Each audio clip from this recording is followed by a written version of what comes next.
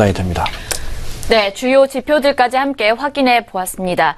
지난 간밤에 뉴욕 증시에서 앞서서 확인한 바와 같이 이 트럼프 당선인의 규제 완화 기대로 금융주가 급등한 데 이어서 사상 최고치를 좀 기록했다라고 봐도 과언이 아닌 것 같습니다. 투자자들은 세금 삭감이나 은행 규제 완화, 기반시설 투자 증가 등 여러 가지 트럼프가 기업 친화적인 정책을 내놓을 것이다. 이렇게 기대하고 있는 모양새인 것 같은데 이 금융주에 있어서 급등 이유를 정확하게 좀 우리가 진단을 해볼까요? 예, 트럼프 수혜주는 다방면에서 현재 제시가 되고 있죠. 현재 건설 기계 쪽도 제시가 되고 산업재도 제시가 되고 있습니다만은 실질적으로는 금융주가 될 소지가 상당히 높다는 것이죠. 이 점에 관련돼서는 금리 인상 사이클로 접어들었을 때 가장 유망하고 안전한 섹터가 은행 또는 금융지주 쪽이다 하고 했던 한 몇 달 된 것 같습니다. 그 맥락과 같은 맥락으로 봐야 된다는 것이고요. 또 한 가지는 현재 그와 어느 정도 또는 상당히 깊은 연관이 있다고 판단이 되는데 어떤 특정 섹터 또는 특정 종목의 밸류를 측정할 때 금리가 상당히 중요한 역할을 한다는 것이죠. 올라가게 되면 그 밸류 종목들은 좀 부담이 됩니다. 자, 간밤에 미국 증시에서 IT주들이 급락했던 것은 바로 그것과 연관되어 있던, 물론 이제 트럼프의 전략과 또 시각과 상당한 관련이 되어 있긴 합니다만은 기본적으로, 현재 금리 인상 사이클에 들어갈 경우에, 작년 7월이죠. 작년 7월에도 이제 그러한 움직임이 아주 민감하고 심각하게 나타나듯이 또 한 번 재현되는, 오히려 더 판 자체가 바뀌는 것이기 때문에 더 깊은 내상을 받을 수 있다는 측면에서 이 부분은 상당히 주도 면밀하게 좀 봐야 될 것 같습니다. 일단 상황을 보게 되면 간밤에 미국 증시에서 금융주가 상당히 많이 올라갔죠. 연이틀과 합계해서 약 8%가 급등을 했습니다. 또 유럽 증시에서도 같은 금융 섹터가 하루 만에 2.3%, 이틀 합계해서 한 4%가량 크게 좀 올라갔다는 것이죠. 또 한 가지 우리가 주목해야 되는 것은 바로 이겁니다. 현재 금융주만 올라간 것이 아니고요. 국채 금리도 급등을 하고 있다는 것이죠. 몇 주 전부터 현재 시작됐던 대변화입니다. 미국의 10년물 국채 금리가 2.118% 양이틀 트럼프가 당선이 된 이후에 그 이틀간 무려 26.4 베이스 포인트 0.264%입니다. 별거 아닌 것 같지만 상당히 큰 폭이라는 것이고요. 즉 현재 국채 금리가 올라간다는 얘기는 반대로 국채 가격은 떨어진다는 얘기가 됩니다. 잘 그걸 구분해서 보셔야 되고요. 어쨌든 금리는 올라갔고요. 국채 가격은 폭락을 했습니다. 여기서 비교를 해야 될 것은 일단 지난 8월 1일부터 8월 달부터 8월 초부터 미국의 국채 금리가 이제 올라가기 시작했다는 건데 미국의 금리 인상 사이클과 직결되는 움직임이라고 이제 보시면 되고 거기에 이제 트럼프 시대가 도래하면서 더욱더 가파라졌다 이런 관점입니다. 그 당시 8월 초 7월 말 그 당시 미국의 10년물 국채 금리는 사상 최저치 수준인 1.5%대 초반대였습니다.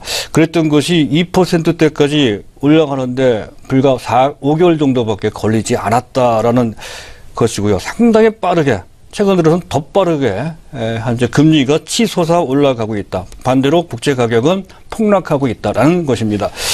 그것을 이해를 해야 되고요. 또 한 가지는 우리나라 국고채입니다. 10년물 국고채 금리 1.819%입니다. 미국은 2.1%대죠. 우리나라 금리보다 미국의 금리가 더 높습니다. 이런 경우는 매우 이례적인 현상, 장기적으로 지속되는 것은 처음입니다. 이런 현상이 나타나고 있는데 시간이 갈수록 그 격차, 그 스프레드라고 합니다.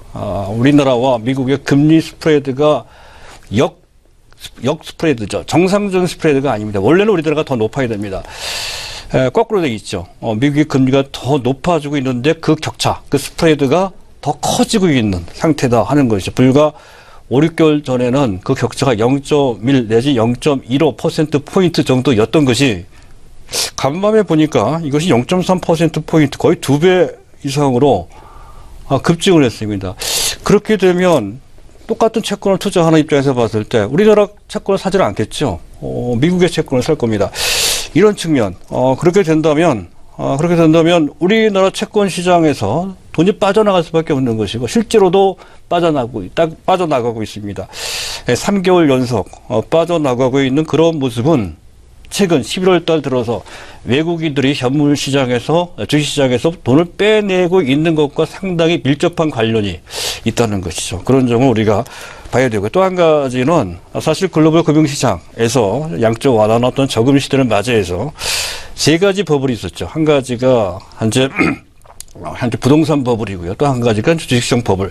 그리고 마지막으로 채권시장 버블인데요. 가장 심각했던 버블. 짐 그로스도 그런 얘기를 했었죠. 빌 그로스도 그런 얘기를 했습니다. 이건 말도 안 되는 버블이다 이렇게 얘기를 했습니다. 그 버블이 현재 꺼지고 있는 것이다. 그렇게 이제 볼 수. 3대 버블 중에 하나, 가장 심각했던 채권 버블이 이제 꺼지고 있는 것이다는 건데요. 그런 측면에서 본다면 나머지 시장도 좀 자유롭지 못한 측면이 있습니다. 그렇다고 당장 그렇게 되는 건 아니지만 그 점은 약간 조심스러운 측면이 있다는 점을 채권 시장의 움직임과 함께 보실 필요가 있다는 거고요. 그리고 현재 트럼프 노빅스의 기본적인 특히 금융 정책과 관련된 베이스를 우리가 이해를 해야 된다는 것이죠. 아마도 그 핵심은 금리 인상이 자리 잡고 있다. 이렇게 이제 볼 수가 있다는 건데요. 요새 당시에도 이런 얘기를 했습니다. 현재 지금 현재 연준이 펼치고 있는 양적 완화 내지 저금리 정책에 대해서 이런 얘기를 했죠. false economy, 잘못된 또는 거짓 경제다 이렇게 언급을 한 바 있습니다. 그래서 그 연장선상에서 금리 인상을 주저하는 바람에 자산시장, 각종 금융시장에 버블이 끼어 있다. 뭐 이런 얘기도 했다는 것이죠. 이런 부분. 또 현재 공화당이 상원, 하원, 양원을 다 장악해버렸죠. 그런 상태. 또 싱크탱크가 상당히 보수적인 현재 색깔을 갖고 있는 헤리티지 재단입니다. 이런 쪽은 기본적으로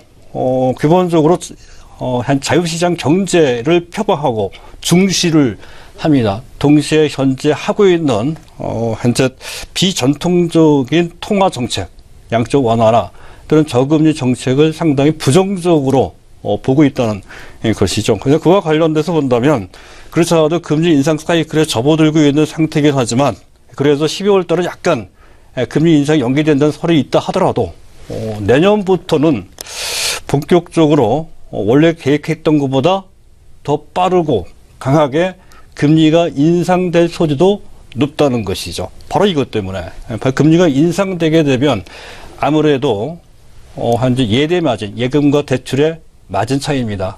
그 예대 마진이 증가될 수 있다. 이런 관점. 더 나가서 현재 트럼프 진영은 현재 금융시장에 대해서 이렇게 보고 있습니다. 그동안 민주당 정권 때 당시 애써 만들었던 금융시장 규제법, 도드 프랭크법입니다. 이 법도 결국 폐지해야 된다는 얘기까지 하고 있다는 것이죠. 그래서 금융주가 사실상은 최대 수혜 대상이 된다는 것이고요. 그 연장선상에서 우리나라 금융주가 있다 하는 것이죠.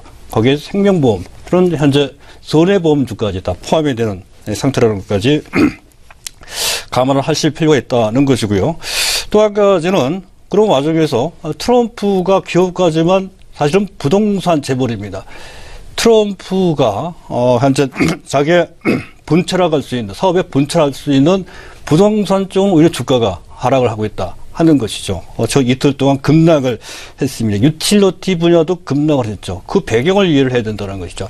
금리가 인상 사이클에 들어가게 되면 부채를 많이 갖고 있거나 부동산을 많이 갖고 있는 쪽은 상대적으로 현재 좀 부진할 수 있다 하는 것이죠. 그래서 그와 관련된 분야가 현재 급한 조정을 좀 받고 있다는 것이고요. 자, 우리나라도 예외가 아닙니다. 가령 예를 들어 부채를 많이 갖고 있는 섹터가 항공 섹터, 가장 대표적인 섹터입니다. 해운 쪽도 있지만 그것은 열애로 해놔야 되는 상태고요. 항공 분야가 대표적인 케이스고요.